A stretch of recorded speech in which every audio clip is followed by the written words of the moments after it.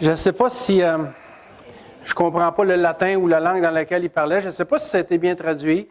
Je ne sais pas non plus s'il a été cité hors contexte parce que c'est un extrait de vidéo qui est comme ça sur Internet. Mais ce qui a attiré mon attention là-dedans, c'est que le pape dit que Jésus, sa vie, s'est terminée par un échec. Par l'échec de la croix. Est-ce que vous pensez que la croix a vraiment été un échec? C'est de ça qu'on va parler ce matin. Je me souviens, il y a quelques années ici, il y avait deux dames qui sont entrées, deux dames catholiques qui sont entrées pour assister à la réunion. Merci. Et durant la semaine, je ne sais plus si c'est à la radio, à la télé ou dans le journal, mais il y avait quelqu'un du clergé catholique qui avait dit ou qui avait écrit que la mort de Jésus avait été un incident de parcours, que ce n'était pas prévu. Alors moi, le dimanche suivant, c'était le repas du Seigneur ici à l'Assemblée. J'ai repris ça et j'ai mentionné que la croix n'était pas un accident de parcours, mais qu'au contraire, c'était voulu de Dieu. Et au moment précis où j'ai dit ça, les deux dames se sont levées et elles sont parties fâchées. Elles étaient manifestement en désaccord avec moi. Vous savez, vous avez le droit d'être en désaccord avec moi. De toute façon, ce n'est pas moi qui est important. Ce matin, j'aimerais qu'on regarde quelque chose qui est vraiment important. J'aimerais qu'on regarde à la croix de Jésus. Et qu'on regarde et qu'on se pose la question, quand je regarde à la croix, qu'est-ce que je vois? On va y aller par étapes et on va commencer par la crucifixion elle-même. La crucifixion n'a pas été inventée par les Romains. C'est les Perses, au 5e siècle avant Jésus-Christ, qui ont inventé la crucifixion et ça a été utilisé par beaucoup de peuples dans l'Antiquité, mais ce sont les Romains qui ont perfectionné, si je pourrais dire, la crucifixion pour en faire le moyen de torture par excellence. Et pendant des siècles, la crucifixion a été abondamment utilisée. Vous savez, il y a des gens qui croient que Jésus, c'est le seul qui a été crucifié. Loin de là. Il y en a eu des milliers avant lui et des milliers après lui qui ont été crucifiés. C'était quelque chose de courant. D'ailleurs, il y a un historien de l'Antiquité nommé Appien qui rapporte, lui, qu'en l'an 71 avant Jésus-Christ, il y avait eu une révolte d'esclaves et cette révolte-là avait été matée par un général romain qui avait crucifié 6000 de ces esclaves-là qui s'étaient révoltés sur une route qui mène à Rome. 6000 croix, une en arrière de l'autre, là, sur la même route. Ça devait être quelque chose d'assez impressionnant. Et ces gens-là s'étaient révoltés avec un gladiateur du nom de Spartacus. Et peut-être vous avez déjà vu ça, il y a un film en 1960 qui a été fait par Hollywood, qui est d'ailleurs le titre Spartacus, qui nous raconte ces événements-là et qui montre que la crucifixion était un événement beaucoup utilisé, très courant dans l'Empire romain. La crucifixion, sans doute, était un moyen de torture physique atroce. On va le voir plus en détail tantôt, mais elle était aussi une honte et une humiliation abominable, au point que c'était interdit de crucifier un citoyen romain. Les étrangers pouvaient être crucifiés, les esclaves pouvaient être crucifiés, mais un citoyen romain ne pouvait pas être crucifié, c'était interdit par la loi parce que c'était trop abominable. Et même dans les familles romaines, dans la culture romaine, on ne parlait pas de la crucifixion. C'était un sujet tabou parce que c'était trop horrible, trop humiliant. C'était ça pour les Romains, mais chez les Juifs aussi, la crucifixion était quelque chose d'abominable, parce qu'elle était considérée comme une malédiction venant de Dieu. Regardez bien ce que nous dit la loi de Moïse dans le livre du Deutéronome. Deutéronome 21, versets 22 et 23, la parole de Dieu nous dit « Si l'on fait mourir un homme qui a commis un crime digne de mort, et que tu l'aies pendu à un bois, son cadavre ne passera pas la nuit sur le bois, mais tu l'enterreras le jour même, car celui qui est pendu est un objet de malédiction auprès de Dieu. » Évidemment, à l'époque du Deutéronome, être pendu au bois ne parlait pas de la crucifixion, ça n'avait pas encore été inventé. Ça parlait plutôt d'être pendu à un arbre. Mais il reste que c'est quand même une malédiction pour les Juifs. Et ça explique aussi pourquoi le roi David, quelques centaines d'années après le Deutéronome, David avait été indigné de ce que son fils Absalom avait été tué par son général, par Joab. Pas parce qu'il avait été tué, mais parce qu'il avait été tué ayant été pendu au bois plutôt que sur le champ de bataille. Je vais vous lire en résumé, il n'est pas à l'écran, mais je vais vous lire en résumé 2 Samuel 18, les versets 9 à 14. Absalom était monté sur un mulet. Le mulet pénétra sous les branches entrelacées d'un grand térébinthe, et la tête d'Absalom fut prise dans le térébinthe. Il demeura suspendu entre le ciel et la terre, et le mulet qui était sous lui passa outre. Un homme ayant vu cela vint dire à Joab, « Voici, j'ai vu Absalom suspendu à un térébinthe. » Joab prit en main 3 javelots et les enfonça dans le cœur d'Absalom, encore plein de vie, au milieu du térébinthe. Quand David a appris ça, il a été affligé et il a pleuré. Parce que même si Absalom avait voulu s'emparer du trône de David, son père, et même de faire tuer David, même s'il avait fait ça, sa mort signifiait pour David que Absalom avait été maudit de Dieu. Et en tant que père, David a été affligé de ça. On pourrait dire, oui, mais il devrait être content. Son fils a été tué, puis il a même essayé de tuer son père sans paraître. Non. Il y avait plus que derrière ça. Il y avait la malédiction de Dieu. Et c'est pour ça que David était fâché qu'en bout de ligne, Joab a perdu la vie. Parce que le Deutéronome nous dit que celui qui est pendu est un objet de malédiction auprès de Dieu. Et plus tard, le prophète Ésaïe va prophétiser à propos de Jésus dans Ésaïe 53, les versets 3 et 4. « Méprisé et abandonné des hommes, homme de douleur et habitué à la souffrance, semblable à celui dont on détourne le visage, nous l'avons dédaigné, nous n'avons fait de lui aucun cas. Cependant, ce sont nos souffrances qu'il a portées.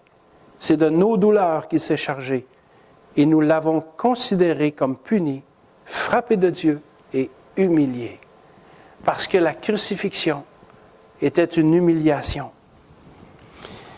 Si Jésus a été dédaigné, considéré comme puni et frappé de Dieu, c'est à cause de la malédiction de la croix. Et l'apôtre Paul va aussi écrire dans l'Épître aux Galates, va reprendre ce thème-là, il va nous dire, « Christ nous a rachetés de la malédiction de la loi, étant devenu malédiction pour nous. Car il est écrit, et là, Paul cite ici le Deutéronome, « Maudit est quiconque est pendu au bois. » La crucifixion, c'était une malédiction. Et quand on regarde à la croix, il faut considérer ça. La crucifixion était aussi un instrument de torture par excellence. À l'Assemblée de Beauport, à Québec, où je suis maintenant, il y a un médecin qui s'appelle Alessander. Et Alessander, je l'ai rencontré la semaine passée. Lui, il s'est penché en tant que médecin sur les effets physiques de la crucifixion.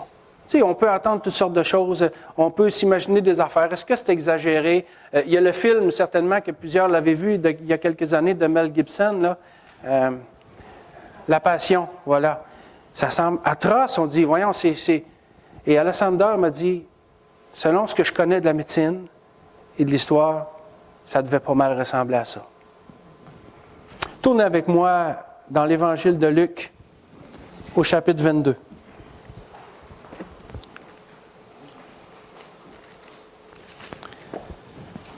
Évangile de Luc, au chapitre 22.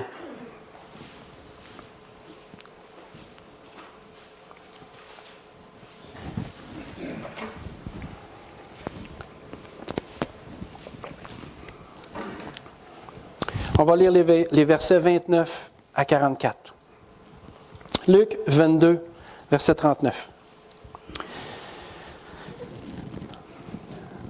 Luc chapitre 22, pardon, c'est ça que j'ai dit? Luc chapitre 22, versets 29 à 44. Verset 39 à 44. Excusez. Après être sorti, il alla, selon sa coutume, à la montagne des Oliviers. Ses disciples le suivirent.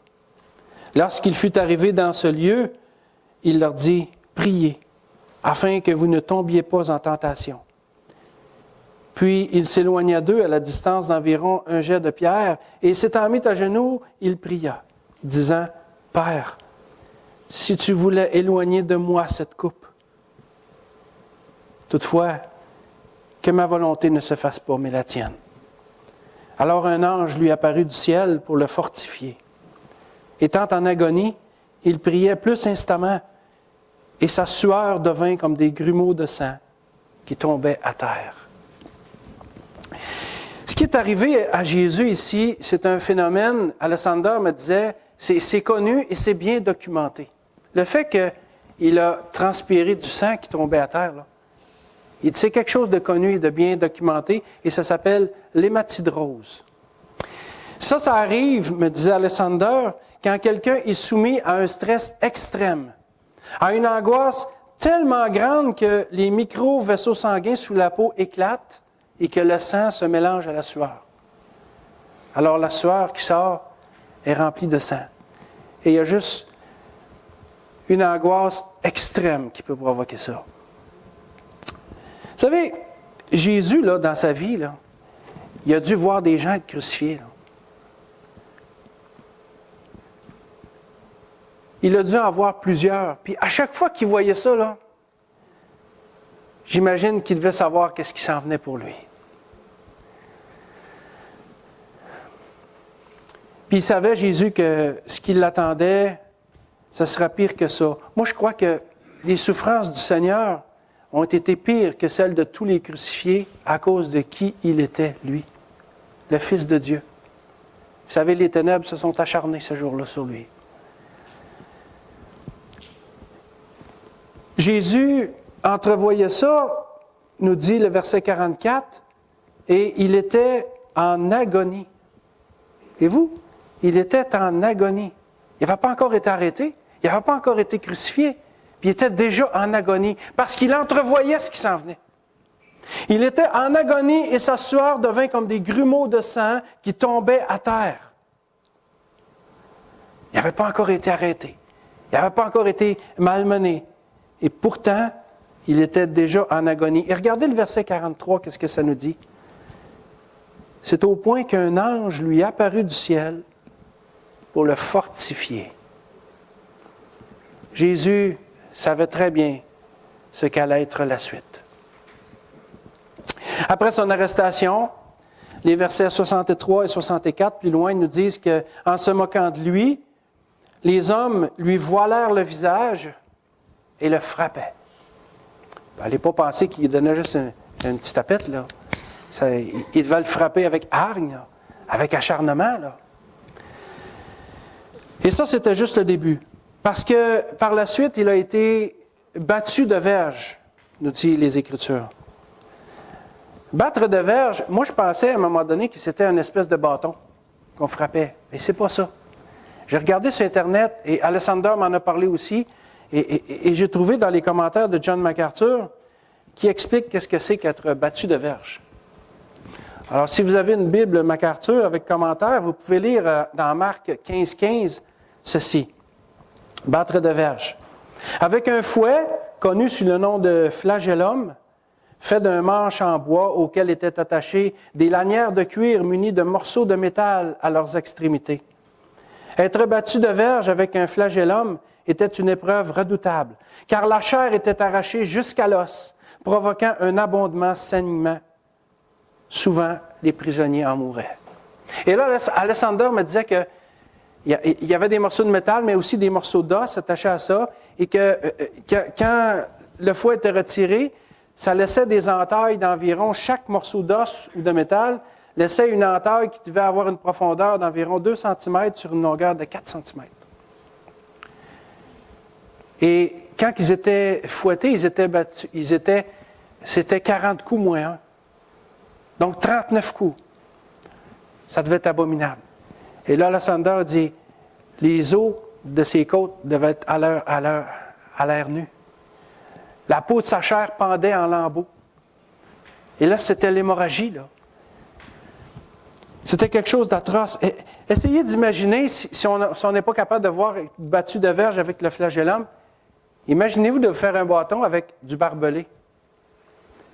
Que vous êtes fouetté avec un fouet dont les lanières sont du barbelé. Je pense que c'est ça qui peut, dans notre tête de Québécois, peut-être nous donner une idée de ce que ça peut être. Et Jésus a enduré ça volontairement pour nous. Il a même été angoissé au point de transpirer du sang parce qu'il savait ce qu'il attendait. Et savez-vous quoi? Malgré tout, il n'a pas reculé. Jésus est allé jusqu'au bout. Et ça avait été prophétisé, encore une fois, des centaines d'années avant. Dans le livre du prophète Ésaïe, au chapitre 50 et les versets 5 et 6, il est écrit de façon prophétique, mais ça parle du Seigneur Jésus. « Je n'ai point résisté. Je ne me suis point retiré en arrière. J'ai livré mon dos à ceux qui me frappaient et mes joues à ceux qui m'arrachaient la barbe. Je n'ai pas dérobé mon visage aux ignominies et aux crachats. » Jusqu'à maintenant, Jésus a été frappé au visage. On lui a mis un linge sur le visage et on le frappait. Puis on disait, devine qui t'a frappé. Il est cool, là. On imagine, il a peut-être eu les dents cassées, la mâchoire fracturée, le nez, je ne sais pas. Mais c'est comme ça qu'il a été frappé, là. Ensuite, on lui a arraché la barbe, c'est ce qu'Ésaïe nous dit. Son dos a été labouré comme s'il avait été fouetté avec de la broche barbelée. Donc, les lambeaux de sa chair pendaient. On voyait les os de ses côtes. Ensuite, les soldats, comme si ce n'était pas encore assez, lui ont mis une couronne d'épines sur la tête. Cette couronne d'épines-là, les épines avaient entre 2 et 5 cm de long. Et là, ils l'ont mis sur sa tête et il fallait que ça tienne. Donc, imaginez là, qu'il pèse dessus. Là. Et là, à chaque fois que Jésus était frappé, ou à chaque pas qu'il faisait de lui-même, la vibration faisait que cette couronne, les épines s'enfonçaient de plus en plus dans la chair, entre sa peau et son crâne. De plus en plus. Les épines rentraient dans sa chair.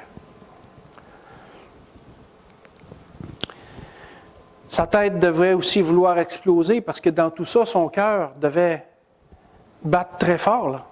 Alors imaginez là, les maux de tête causés, l'hémorragie qui s'ensuit parce que plus le cœur bat, plus le sang circule, plus qu'il y a des plaies, plus que ça coule. C'est atroce, là. C'est horrible. Là. C'est terrible, mais savez-vous quoi? Le pire reste à venir. Le pire reste à venir parce que, comme c'était la coutume pour quelqu'un qui allait être crucifié, Jésus a dû lui-même porter sa croix. Il a porté sa croix de la prison jusqu'au lieu de l'exécution. Et là, c'est facile à imaginer qu'il devait être au bord de l'épuisement. Là.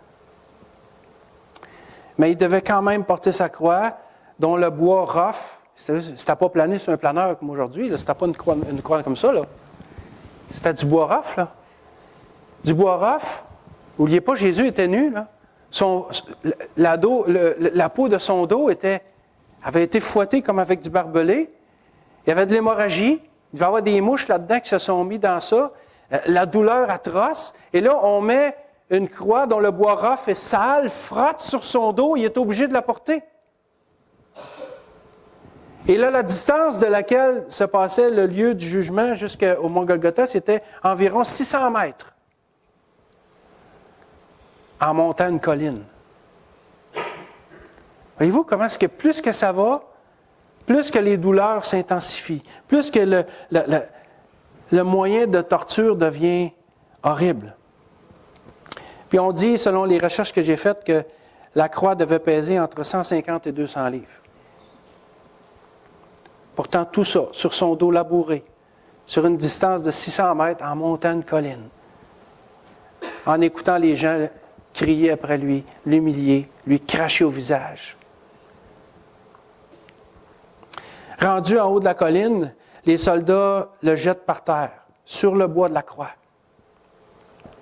Et là, ils lui plantent un clou dans chaque main. C'était sans aucun doute que ce n'était pas dans la paume de la main parce que ça n'aurait pas tenu. Ça aurait déchiré. Mais, selon par tout ce que j'ai lu, et ce que Alessander me disait, c'est à la base du poignet que les crucifiés étaient faits. Donc, c'était crucifié là. Et ensuite, ils jettent à terre, ils lui plantent un clou ici à la base du poignet. C'était quand même considéré comme la paume de la main pour eux à l'époque. Et là, ils mettent les jambes longues, ils lui plient les jambes un peu, une par-dessus l'autre pour que les deux pieds soient un par-dessus l'autre. Et là, ils lui rentrent un clou dans le talon.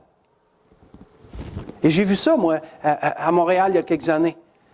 Au musée Pointe-à-Calière, il y avait une exposition sur la Bible et il y avait beaucoup d'archéologie et il y avait un pied, un os qui restait avec un clou dedans. Et ça datait de l'époque où on faisait des crucifixions et qui montrait bien comment c'était fait. Et c'était horrible. Et là, donc, ils font ça au Seigneur qui est couché par terre et là, il lève la croix. Imaginez, là, tout ça, vous êtes à terre, puis là, la croix qui se lève, là ça bouge, là. Tout. Ils le mettent debout. Et puis là, les clous de ses mains frottent sur le nerf médian du poignet, me disait Alessander. Alors, il dit, ça devait procurer des douleurs atroces, des chocs de douleurs terribles. Là. Parce que les clous, là, ils frottaient, là, plus le poids du corps. Ce qui arrivait, c'est que la douleur des mains faisait en sorte que le crucifié voulait se lever sur ses jambes pour alléger la douleur un peu. Mais il y a un clou aussi dans les pieds, là. Alors, pendant qu'il veut alléger la douleur de ses mains, il pousse sur ses jambes, mais là, c'est en bas que ça se fait, là, la douleur. Là. Alors, il relâche et il passe comme ça sans cesse de un à l'autre pour essayer d'avoir du repos, mais il n'y en a pas. Et plus qu'il le fait, plus que la douleur s'intensifie, parce que le frottement devient pire, les tissus déchirent, l'épuisement. Et là, le crucifié a de la misère à respirer. Alors, parce que la position fait en elle-même qu'il a de la misère à respirer, alors il essaie de se pousser sur ses jambes, mais en plus, il suffoque tranquillement. Et là, il dit, à la longue, c'est inévitable, les épaules se disloquent. Je ne sais pas si on réalise, mais quand Jésus a subi ça à la croix, là, c'est pour nous autres qu'il a subi ça.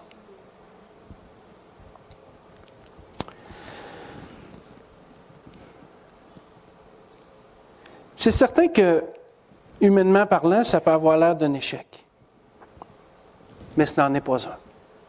La croix de Jésus n'était pas un échec, ce n'était pas non plus un accident de parcours.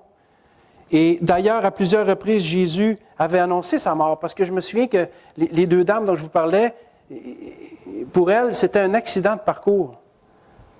Mais regardez, Jésus avait lui-même annoncé ça à plusieurs reprises. Et j'ai mis un des passages, mais il y en a d'autres. Dans Marc 10, 33-34, la parole de Dieu nous dit, « Voici », et c'est Jésus qui parle, « Voici, nous montons à Jérusalem, et le Fils de l'homme sera livré aux principaux sacrificateurs et aux scribes.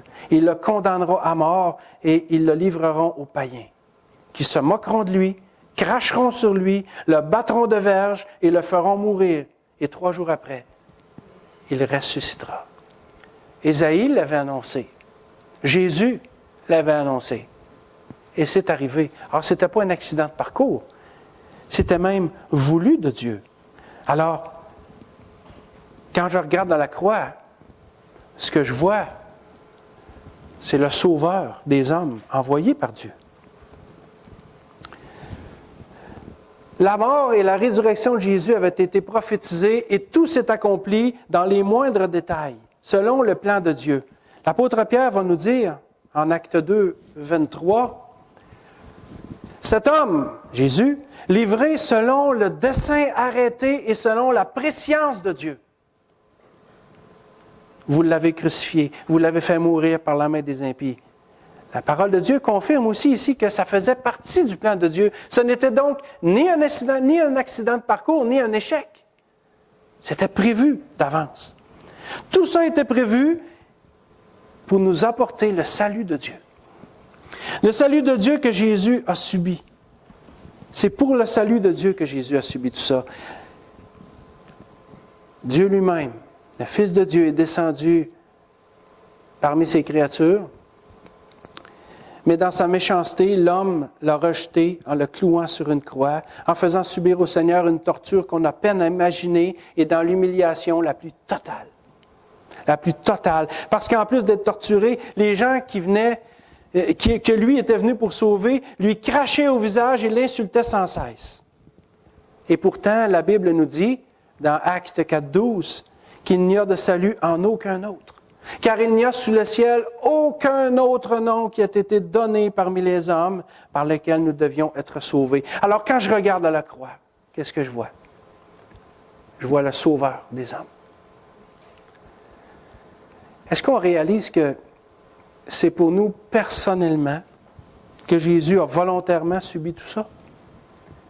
Je le vois encore dans ma tête à Gethsémani, en train de subir l'hématite rose, là, ces sueurs de sang, voyant tout ce qui s'en vient, se rappelant probablement que depuis toute éternité, il avait vu ça, mais là, le moment arrive où il va le vivre, où il va souffrir physiquement. Lui, le Fils de Dieu, qui n'avait fait que du bien durant toute sa vie, qui n'avait jamais fait de mal à personne, lui va être traité comme le plus méchant des bandits. Il va subir le moyen de torture le plus atroce que l'esprit humain a pu imaginer à l'époque. Et c'est pour nous qu'il a fait ça. Pour chacun de nous, personnellement. Écoutez cette parole du prophète Jérémie. Jérémie a écrit ça, mais écoutons ça comme si c'est Jésus qui nous parlait personnellement, parce qu'en quelque part, c'est le cas. En Lamentation de Jérémie, on peut lire ceci. « Je m'adresse à vous tous qui passez ici. Regardez et voyez s'il est une douleur pareille à la mienne, à celle dont j'ai été frappé. L'Éternel m'a affligé au jour de son ardente colère. » Pourquoi? On peut se poser la question, et c'est légitime. Pourquoi? Pourquoi Dieu le Père a-t-il frappé Jésus de cette façon? Et pourquoi Jésus a-t-il accepté ce châtiment, même s'il en connaissait d'avance les horribles souffrances?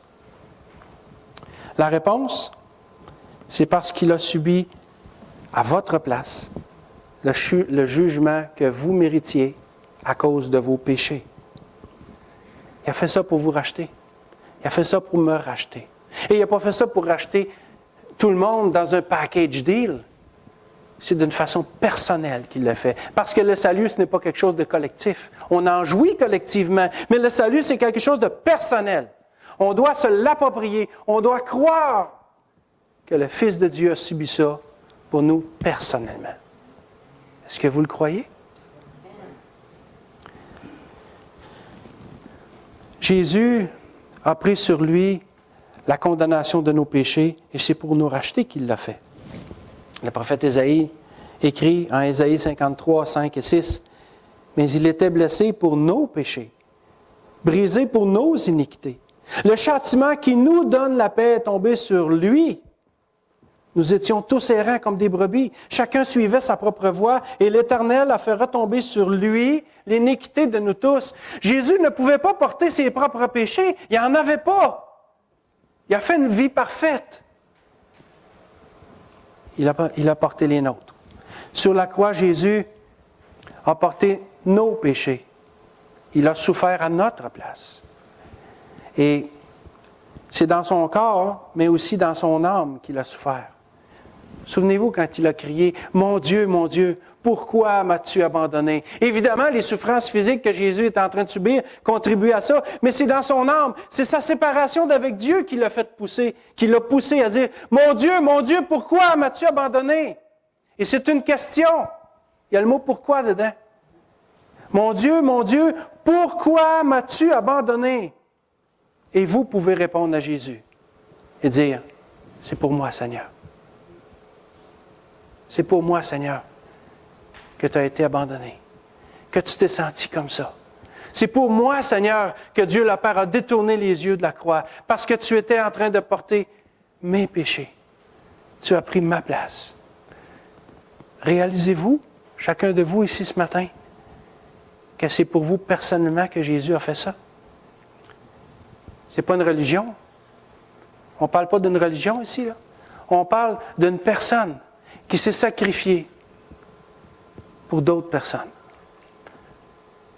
Et ces autres personnes-là, c'est chacun de nous. Chacun de nous qui, quand on regarde la croix, devons comprendre qu'est-ce que Jésus a fait à la croix. C'est pour moi, Seigneur. Est-ce que vous avez déjà dit ça au Seigneur? Est-ce que vous l'avez compris? Est-ce que vous pouvez dire ce matin, c'est pour moi, Seigneur, que tu as enduré ça? C'est pour moi, Seigneur, que le Père t'a abandonné, comme tu l'as crié? Si vous ne l'avez pas fait, faites-le maintenant.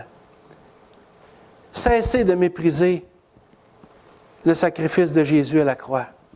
Parce que si vous refusez son salut, vous le méprisez. Il n'était pas obligé d'endurer ça. Rien ni personne n'aurait pu l'y forcer s'il n'avait pas voulu. Mais il est allé jusqu'au bout. Parce que dans son amour, il nous a tellement aimés qu'il a subi la croix. Et si vous refusez ce que Jésus a fait, vous le méprisez. Et je ne suis pas arrogant quand je dis ça, là. Je ne suis pas méchant, puis je ne suis pas baveux ou ce que vous voulez. C'est une réalité. Si vous refusez ce que Jésus a fait à la croix et que vous décidez de suivre votre propre vie, alors qu'il a fait ça pour porter le châtiment qui seul peut vous donner la paix avec Dieu, alors c'est que vous le méprisez. Mais ce matin, j'aimerais vous dire que si c'était le cas jusqu'à maintenant, vous pouvez changer ça.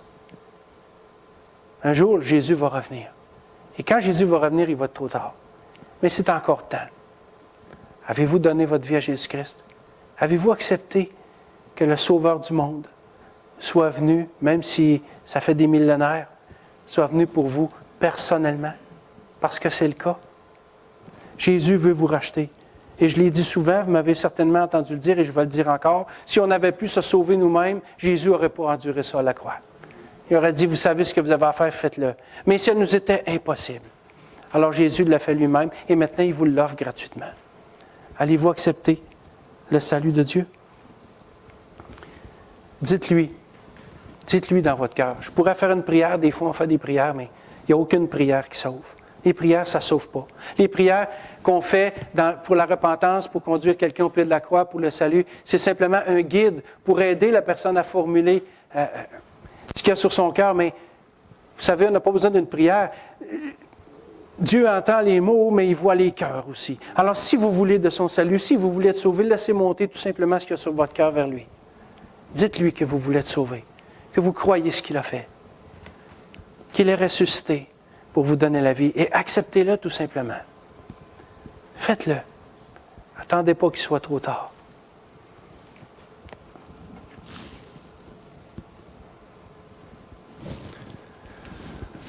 Quand je regarde à la croix, ce que je vois, c'est aussi un message à proclamer. Maintenant que le rideau s'est levé sur la crucifixion, je dois le dire aux autres. Juste avant de retourner au ciel, Jésus a dit à ses disciples en Matthieu 28, « Allez, faites de toutes les nations des disciples, les baptisant au nom du Père, du Fils et du Saint-Esprit, et enseignez-leur à observer tout ce que je vous ai prescrit. » Nous sommes appelés à être les témoins de Jésus-Christ. Nous sommes appelés à être ces témoins afin de faire connaître au monde entier qui est ce Sauveur merveilleux. Bon, on n'est pas obligé d'expliquer en détail qu'est-ce que c'est que la crucifixion, comme je viens de le faire, là, mais on doit quand même dire aux gens qu'est-ce que Jésus est venu faire sur la terre. Jésus, il y a tellement de gens qui pensent que Jésus était un homme sage qui est venu fonder une grande religion. Ils sont tellement dans l'erreur. Il n'y avait rien de religieux dans ce que Jésus a fait sur la croix. Il faut le dire aux gens. Il ne faut pas être timide. C'est certain que c'est difficile, puis plus ça va, plus c'est difficile. Mais vous savez, de toute façon, ce n'est pas nous qui convaincons, c'est le Saint-Esprit. C'est la job du Saint-Esprit, ça, de convaincre les gens, de les amener à la repentance. Nous, ce qu'on a à faire, c'est d'être les témoins. Puis même, vous savez, même si on s'aime maladroitement, là, on se dit, oui, mais je ne sais pas comment dire, je suis gêné, je suis timide, je n'ai pas d'expérience, je n'ai pas les mots. Dites simplement ce qui vient à votre esprit, puis dites-le, parce que de toute façon, ce n'est pas ce que vous dites qui va changer quelque chose. La puissance n'est pas dans ce que l'on dit. La puissance est dans le message. Parce que l'Évangile, c'est la puissance de Dieu pour le salut de quiconque croit. Alors faites confiance au message. Même si ça sort maladroitement, semez. Semez. Pense à la parabole du semeur où il a semé, il y a de la semence qui est tombée un peu partout. Jésus n'a pas dit, il a dit le semeur sort puis il jette la semence, puis il y a de la semence qui tombe là, qui tombe là, qui tombe là. Mais il n'a pas dit qu'il faut la jeter là. Il a dit, semez, garoche ta graine, tire-la ta semence un peu partout. C'est ça qu'il faut faire. Puis nos maladresses n'empêcheront pas Dieu de travailler dans le cœur des gens. Nos manques d'arguments non plus, ni rien d'autre que ça. Ce qu'on doit faire, là, c'est d'être les témoins que Jésus-Christ veut qu'on soit. Il ne nous a jamais appelés à être ses défenseurs. Il nous appelle à être ses témoins. Il faut témoigner. Oui, mais ils ne me croiront pas. Ce n'est pas notre job. De toute façon, c'est le Saint-Esprit qui convainc. Semons. Soyons les semeurs que Dieu... Écoutez, si on est conscient de ce que Jésus a enduré sur la croix pour nous, là, on a la responsabilité, le devoir, mais on peut parler de responsabilité, de devoir, mais on devrait aussi parler de joie, d'honneur, de privilège, de pouvoir annoncer aux gens quelle est la voie du salut. Et ça, on doit le faire. Parce que quand je regarde à la croix, je vois une malédiction. Je vois un moyen de torture atroce. Je vois le Sauveur du monde, mais par la force des choses, ce qui suit nécessairement, c'est que je vois un message à proclamer. Parce que les gens doivent le savoir. Moi, je remercie tellement le Seigneur qu'un jour, il a mis des gens sur ma route pour me proclamer ce message-là. Puis certains l'ont fait maladroitement. Puis certains m'ont dit des choses qu'ils n'auraient jamais dû me dire. Mais ils l'ont fait pareil. Puis ça n'a pas empêché le Saint-Esprit de me convaincre de péché, de justice, de jugement. Puis de m'attirer à Dieu. M'attirer au pied de la croix où Jésus m'a sauvé. Et on doit faire la même chose. Parce que quand je regarde à la croix, ce que je vois, c'est un message à proclamer. Soyons participants de l'œuvre de Dieu. On ne peut pas sauver, c'est Jésus qui sauve. Mais on peut participer en amenant les foules au pied de la croix pour dire, Seigneur, je t'amène cette personne-là. Sauve-la. Puis tu sais, on voit dans Éphésiens, l'apôtre Paul, il dit même aux gens, il dit, priez pour moi afin que lorsque j'ouvre la bouche, je sois capable d'annoncer le salut. Je le dis dans mes mots, là, mais vous savez, c'est ça. Prions, c'est l'Esprit qui sauve. Je veux dire, c'est Jésus qui sauve, c'est l'Esprit qui convainc. Mais nous, on a à en être les témoins. Il faut dire aux gens que quand ils regardent à la croix, ce n'est pas un échec, ce n'est pas un incident de parcours, mais c'est le Sauveur des hommes, en train d'accomplir le salut de l'humanité. Il faut que les gens ressentent le besoin d'être sauvés. Mais pour ressentir le besoin d'être sauvés, il faut qu'on leur présente le message. La parole nous dit, comment croiront-ils si personne n'est envoyé? Puis, tu sais, vous connaissez la suite, là? Comment croiront-ils si personne ne prêche? Et comment prêcheront-ils si personne n'est envoyé? C'est nous qui devons être envoyés. Ce n'est pas juste la job des prédicateurs, ça, là, puis des pasteurs, là. Chaque croyant, quand il regarde à la croix, devrait avoir un message à proclamer.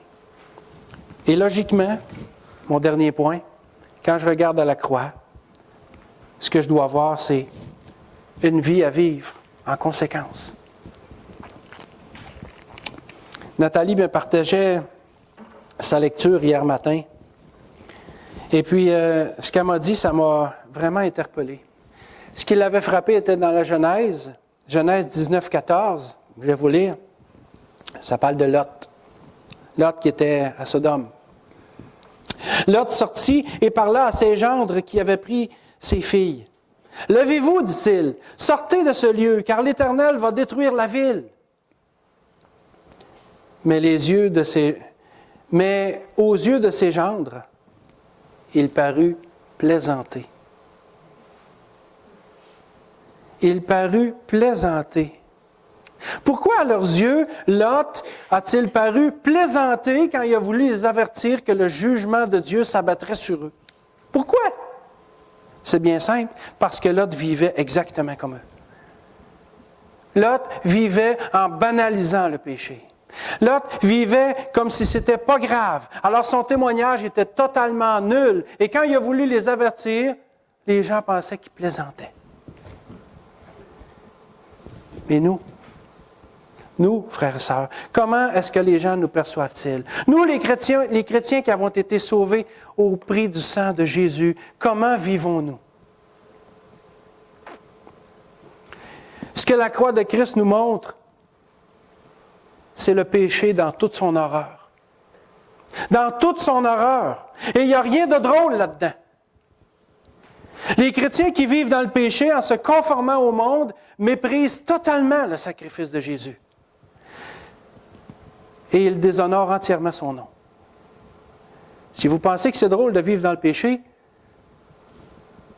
quand vous allez dire ça au Seigneur, en arrivant en comparaissant devant lui, « Ah oui, Seigneur, c'était drôle! » Mais qu'il montre les marques dans ses mains, puis il va dire, « Moi, je ne l'ai pas trouvé drôle. » Puis je m'inclus, là, je dis vous, mais je m'inclus là-dedans. Là. Je suis le premier des pécheurs. Là. Puis quand j'ai préparé ce message-là, il y a quelque chose qui a changé en dedans de moi. Il y a toujours quelque chose qui nous change. Quand on prépare des messages, ça doit premièrement nous parler, sinon il y a quelque chose qui n'est pas correct. Mais particulièrement, là, depuis la dernière semaine où je prépare ces messages-là, il y a quelque chose en dedans de moi qui a changé parce que devant le péché, je me sens plus mal qu'avant.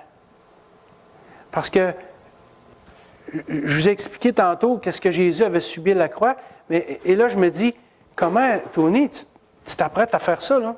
Ou tu penses de même, garde tes pensées, garde.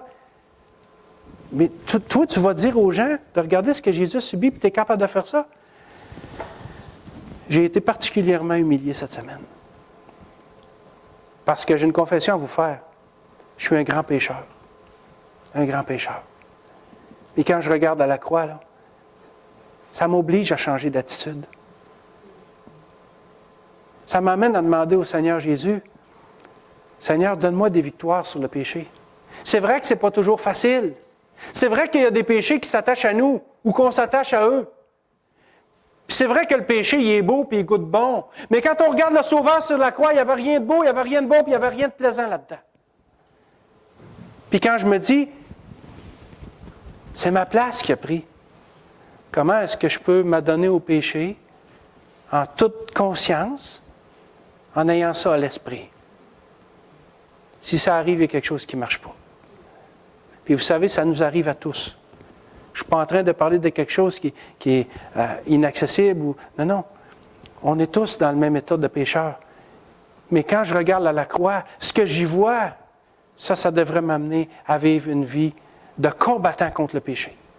Puis de demander au Seigneur de nous donner la victoire. C'est sûr qu'on vit dans un monde qui est contaminé par le péché. Alors, on est influencé par le péché.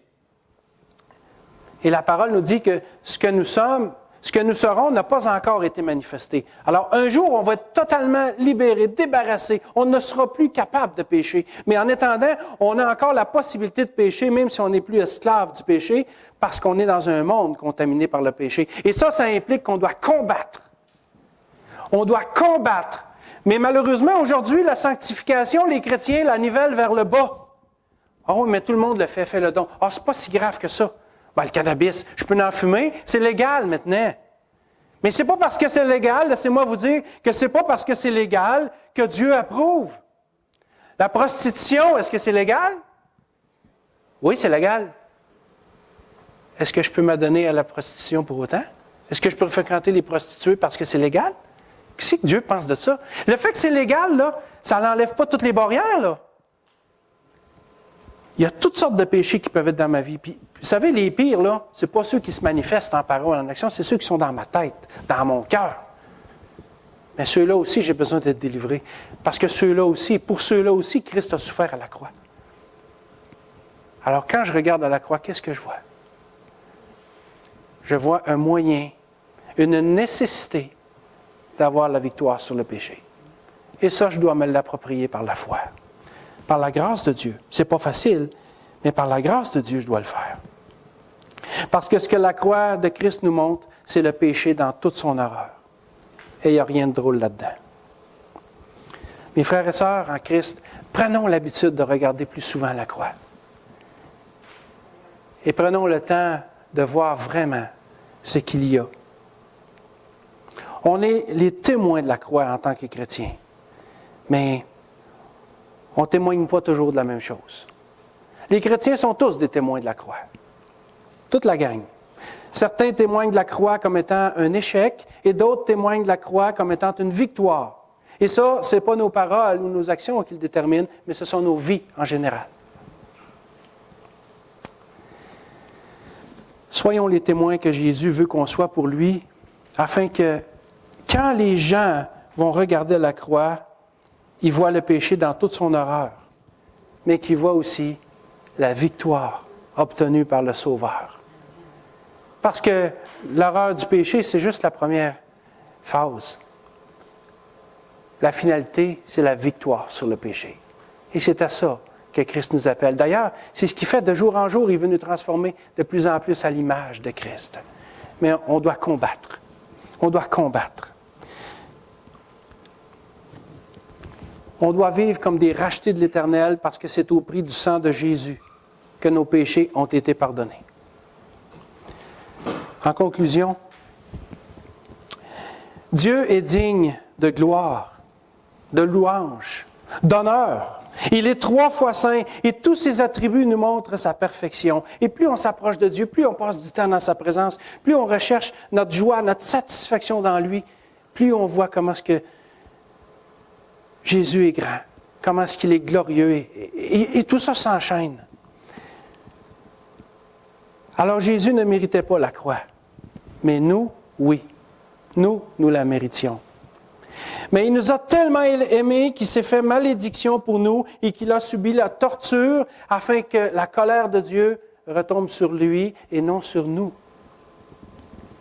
Et non seulement il a enduré tout ça, mais il a clairement enduré plus que quiconque n'aurait pu le faire. Écoutez bien ça, là. Jésus a enduré plus que quiconque aurait pu le faire. Vous savez, il y a d'autres hommes qui ont été crucifiés avant lui et après lui. Des milliers. Mais personne n'a souffert autant que Christ. Il le fallait. Il le fallait parce que même si nous étions crucifiés pour nos propres péchés, nous ne pourrions pas être sauvés. Ce n'est pas la crucifixion qui sauve. Ce n'est pas parce que Jésus a été crucifié qu'on est sauvé. C'est parce qu'il a pris notre place, subissant le jugement de Dieu. C'est ça la différence. Et les hommes ne peuvent pas obtenir le salut par eux-mêmes.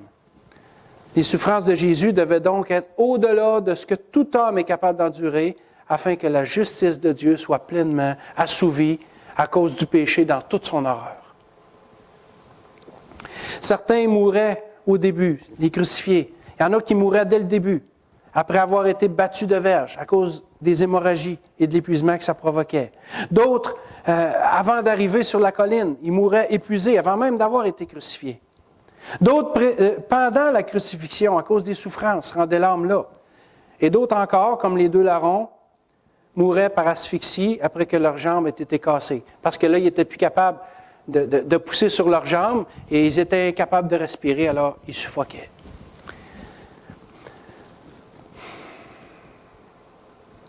Mais rien ni personne n'aurait pu faire mourir le Fils de Dieu s'il ne l'avait voulu lui-même. Jésus a dit, « Je donne ma vie afin de la reprendre. Personne ne me l'ôte, mais je la donne de moi-même. » Alexander, le médecin avec qui j'ai parlé à Beauport, lui, il dit que c'est impossible physiquement pour un homme de souffrir autant et aussi longtemps que Jésus. Pour Alexander, il me dit, pour moi, là, c'est une des nombreuses preuves de la divinité de Jésus. Les souffrances du Seigneur à la croix sont pour lui une preuve de la divinité. Une preuve que Dieu lui-même a pris cette souffrance qui est au-delà de notre capacité à souffrir, afin d'être capable d'aller jusqu'au bout du paiement qu'exigeait notre péché pour satisfaire la justice de Dieu. Et je le crois. Je le crois. Puis quand Alexander m'a dit ça, il s'est fait comme un déclic dans ma tête. Et là, j'ai tout de suite pensé à ce centenier romain qui était au pied de la croix. Il faisait face à Jésus. Il a dit en Marc 15, 39, « Assurément, cet homme était fils de Dieu. » Écoutez, là, ce centenier-là, c'était sa job. Il a dû voir des dizaines, peut-être même des centaines de personnes être crucifiées. Comment ça se fait qu'à lui, il a dit, cet homme était assurément le Fils de Dieu. C'est parce qu'il y avait quelque chose qui n'était pas normal ici, là. Toutes les souffrances du Seigneur tout était trop gros, là. Il n'y avait rien qui collait là-dedans, là, humainement parlant. Alors quand il a vu Jésus souffrir avec autant d'intensité, il n'y a pas eu d'autre choix que de voir en lui le Fils de Dieu.